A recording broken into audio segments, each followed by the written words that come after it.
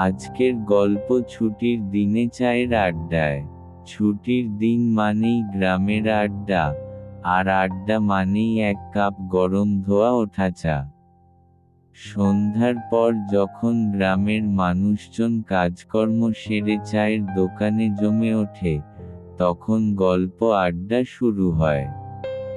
কেউ রাজনীতি বলে, কেউ খেলার খবর আনে, আবার কেউ বা শোনায় ভয়ঙ্কর ভূতের গল্প।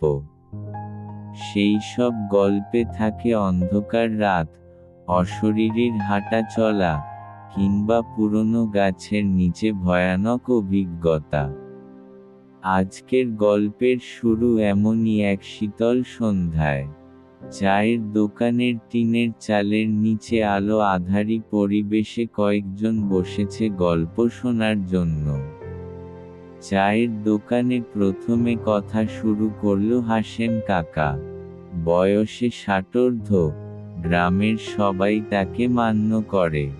তিনি বললেন, শোনো, তোমরা তো নতুন প্রজন্ম, ভূত প্রেতে বিশ্বাস করো না।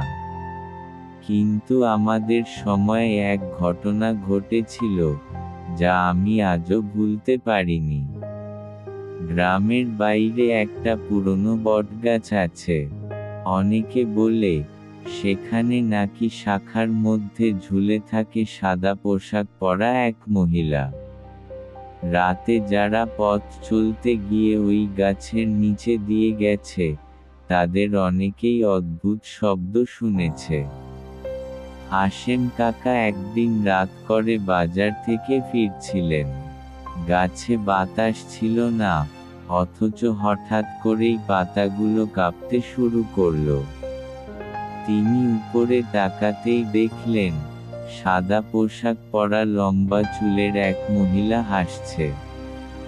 হাসির শব্দ এত ভয়ঙ্কর ছিল যে, তিনি প্রায় জ্ঞান হারাতে বসেন।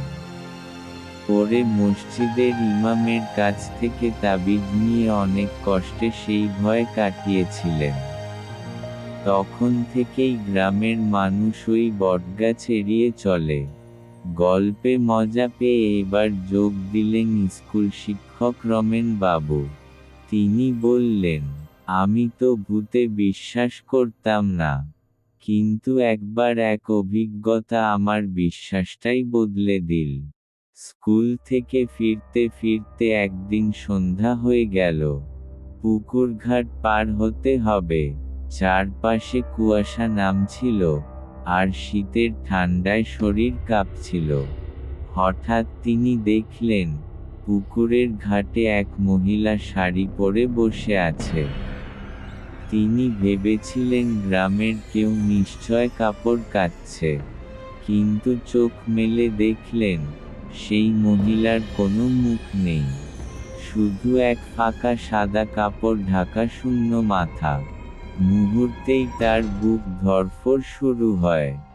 ভয়ে ছুটতে ছুটতে তিনি বাড়ি ফেরেন। এরপর থেকে তিনি অন্ধকারে কখনো একা পুকুরঘাট পার হন না। চায়ের দোকানে এবার চুপচাপ বসে থাকা যুবক রহিম গল্প শুরু করল। আমার দাদু শ্মশানঘাটে কাজ করত। লোকজনের সৎকার করত, আগুন ধরিয়ে দিত। দাদু বলতো, কিছু রাতে শ্মশানে আগুন নিজে থেকেই জ্বলে ওঠে। কারো দেহ আনা হয়নি, তবু আগুনের আলো দাউ দাউ করে জ্বলে। একবার রহিম দাদুর সাথে শ্মশানে গিয়েছিল। গভীর রাতে তারা দেখল, সত্যিই এক কোণে আগুন জ্বলছে। কাছে যেতেই আগুন মিলিয়ে গেল, যেন কিছুই ছিল না। গ্রামের লোকেরা বলে, ওগুলো হলো অশরীরীদের খেলা, চণ্ডাল আগুন। চায়ের দোকানেই এবার হাজি কাকা বললেন এক অদ্ভুত কাহিনী। অনেক বছর আগে এই দোকানের জায়গাতেই নাকি একটা পুরনো কুঁড়েঘর ছিল। সেখানকার মালিক রাতে দোকান চালাতো। একদিন ভোরবেলায় লোকেরা দেখতে পেল, দোকানদার মৃত অবস্থায় পড়ে আছে, চোখ দুটি ফাঁকা চেয়ে আছে আকাশের দিকে। এরপর থেকে কেউ আর সেই ঘরে দোকান দেয়নি। অনেক বছর ফাঁকা পড়েছিল, তবে পরে নতুন করে এই দোকান বানানো হয়। কিন্তু রাত বাড়লেই দোকানের আশেপাশে অদ্ভুত শব্দ শোনা যায়। তুমি নাকি কখনো শুনেছ? দোকানদারকে জিজ্ঞেস করতেই সে হাসল। হ্যাঁ, রাতে মাঝে মাঝে পেছনে কণ্ঠস্বর পাই। কেউ যেন ধীরে ধীরে বলে, এক কাপ চা দাও। সবাই যখন গল্পে ডুবে গেছে, তখন ছোট্ট গ্রামের ছেলে মিঠু বলল, গত ছুটির দিনে আমি আর আমার বন্ধুদের নিয়ে হেঁটে গিয়েছিলাম খেলার মাঠে। তখন চাঁদ উঠেছে, আলো আঁধারি পরিবেশ। আমরা খেলার সময় হঠাৎ দেখি, মাঠের এক কোণে দাঁড়িয়ে আছে এক লম্বা লোক। সে চুপচাপ তাকিয়ে আছে আমাদের দিকে। আমরা ডাক দিলাম, কিন্তু সে কিছু বলল না। একটু এগিয়ে যেতেই দেখলাম, লোকটা নেই। হাওয়ার মতো মিলিয়ে গেছে। সেদিন রাতে সবাই জ্বর নিয়ে পড়ে গেলাম। গ্রামের বড়রা বলল, আমরা নাকি অশরীরীর ছায়া দেখেছি। গল্পগুলো চলতেই থাকে। দোকানের বাতির আলোতে চারপাশ আরো ভৌতিক লাগে। বাতাসে বটগাছের পাতার শব্দ, দূরে কুকুরের হাউমাউ ডাক, সব মিলিয়ে ভয়ঙ্কর এক পরিবেশ তৈরি হয়।